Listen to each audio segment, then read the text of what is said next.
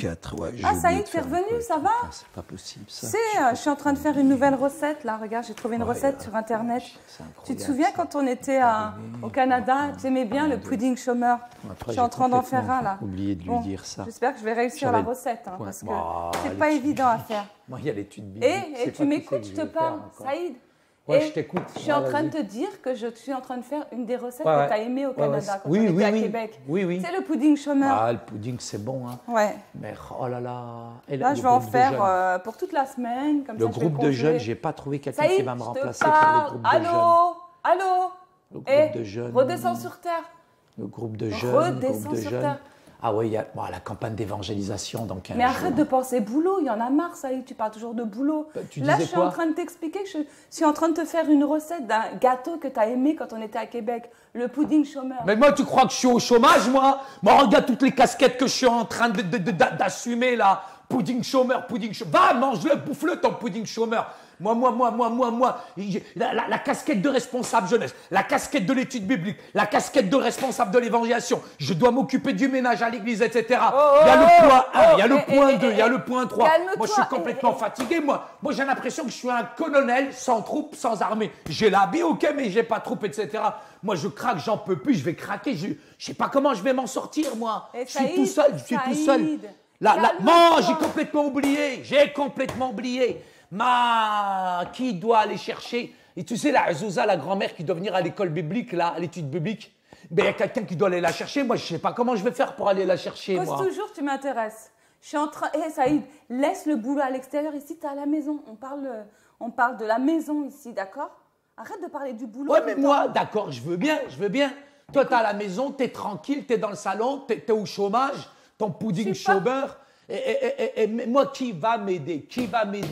Comment je vais m'en sortir, moi? Moi, regarde toute la liste que j'ai là. J'ai toute une liste là devant moi. Qui c'est qui va la faire, cette liste-là? Moi, j'ai besoin d'aide, moi. Moi, je peux pas tout seul là. J'en peux plus, moi. Je peux plus, moi. Je fais tout, moi. Je peux tout, moi. Moi, je vais te parler d'une chose, Saïd. Quoi?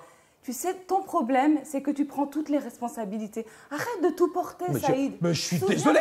Je prends les responsabilités parce que personne ne veut les prendre. Donc, il faut bien que la roue tourne. Il faut bien que ça marche aussi. Calme-toi, sinon je vais te lancer la pomme. Hein. Calme-toi. Je vais tomber dans les pommes si tu me lances la pomme. Écoute, je vais t'expliquer un principe qui est biblique. Tu te souviens quand tu t'es converti, quand tu as donné ta vie à Jésus? Tu te souviens?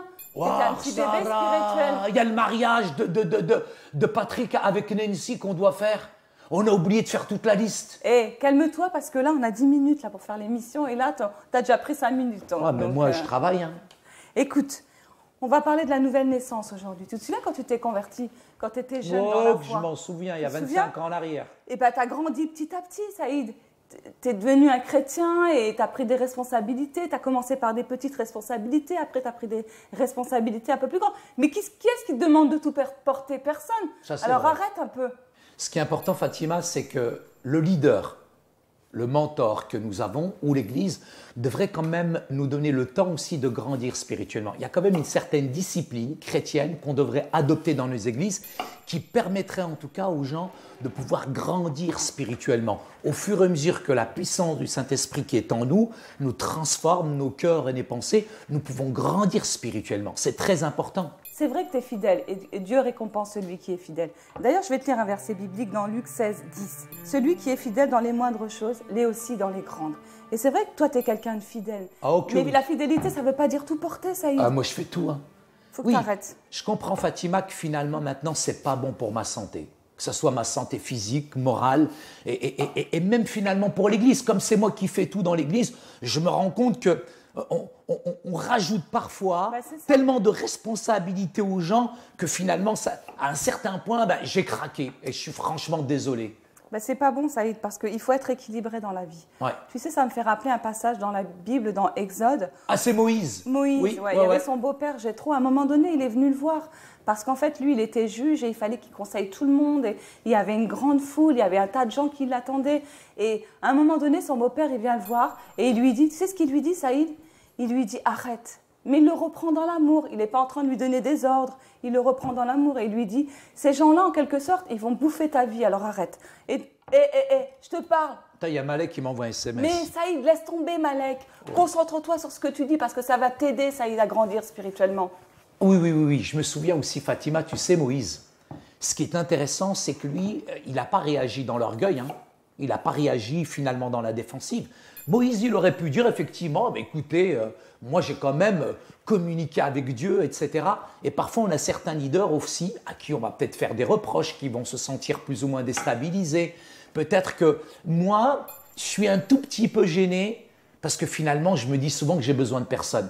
Mais je me rends compte que finalement, on a besoin d'aide. Et en tant que leader, on doit être honnête. Parfois, nous avons besoin d'être aidés et il faut accepter cette aide. Donc, est-ce que tu veux bien m'aider, s'il te plaît, à préparer le mariage de Nancy et de Patrick? Non. J'aimerais bien t'aider et j'aimerais te dire quelque chose, Saïd. Oui. Tu sais, prendre trop de responsabilités, ça fait que tu vas négliger tes responsabilités familiales, Saïd. Si tu t'occupes trop des autres à l'extérieur, tu vas nous négliger. Tu comprends, Saïd? Alors maintenant, il faudrait que tu arrêtes, ok? On doit acheter quelque chose pour ma mère parce que c'est son anniversaire voilà, la semaine prochaine. Et on n'a pas visité aussi comment il s'appelle. Élie. On n'a pas visité notre voisin et on doit le rencontrer. Là, je suis en train de te parler de la famille, Saïd. Parce qu'un bon leader, c'est quelqu'un qui est d'abord un bon leader au sein de sa famille.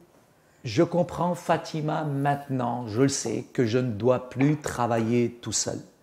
Et si je délaisse mes responsabilités familiales, mais bon, quand même, tu t'occupes bien. À part le pudding chômage, je dirais quand même, tu gères bien la maison. Oui, toi aussi, tu t'occupes bien de la maison, mais parfois, tu t'occupes trop des autres quand même, Saïd. Alors, il faut arrêter. C'est vrai que parfois, l'Église prend tellement d'énergie et cette énergie, finalement, m'empêche finalement de faire les autres tâches. En tout cas, je suis désolé. Je crois que j'ai besoin d'aide. Et le corps de l'Église, c'est aussi un ensemble. Et dans le corps de l'Église, il y a un corps qui est faible, il y a un corps aussi qui a des forces. Mais tout ça veut qu'on fonctionne véritablement ensemble. Et le corps de l'Église est très, très important. Je vais te lire un verset biblique, Saïd, parce que tu sais, la Bible, c'est vraiment notre référence. Et dans Romains 12, les versets 3 et 8, il est dit « Par la grâce qui m'a été donnée, je dis à chacun de vous de n'avoir pas de lui-même une trop haute opinion, mais de revêtir des sentiments modestes selon la mesure de foi que Dieu a départie à chacun.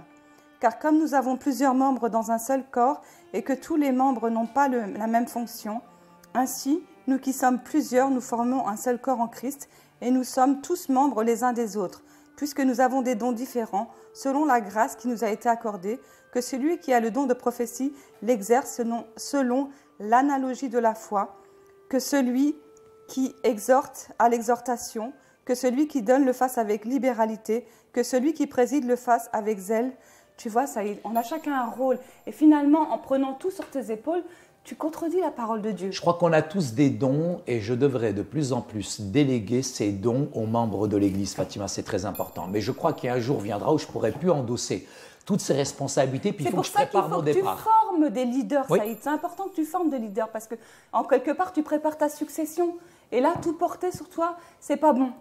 Je pense que je les ai pas mal déformés. Alors, je pense qu'un vrai leader dans une église qui n'a pas compris cet objectif, il aura malheureusement un échec. Mais si, ensemble, avec les autres leaders, nous réalisons que finalement, c'est ça qui va aider la maturité spirituelle, mais la croissance de l'Église, je pense que nous irons de l'avant et le royaume de Dieu avancera. Ah bah ça me fait plaisir, Saïd, que tu aies compris ça. Comme ça, tu vas arriver, tu vas être détendu quand tu vas venir à la maison, tu ne vas pas être énervé parce que tu portes tout sur tes épaules. En résumé, je dirais qu'il n'est pas sain que quelques individus seulement prennent sur eux toute la responsabilité de l'Église.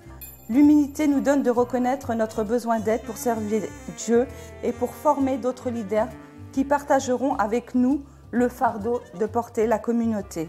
La parole dit clairement que l'Église est composée de plusieurs membres avec ses dons différents pour que l'Église fonctionne bien. Et le temps et l'effort est nécessaire pour investir, pour former d'autres leaders, ça on vous l'appelle, parce que là nous verrons l'Église aller de l'avant. D'accord, bah écoute, tu vas goûter mon pudding. Là il n'est pas encore cuit, mais juste si tu peux le goûter, Saïd.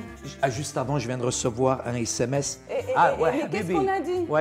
Ouais, c'est la semaine prochaine. Ouais, je viens. Il n'y a pas de problème, t'inquiète pas. Ouais, je vais venir. Ouais, il n'y a pas de souci. Ouais, moi, je peux tout faire, je peux tout accomplir. T'inquiète pas, tout seul en plus.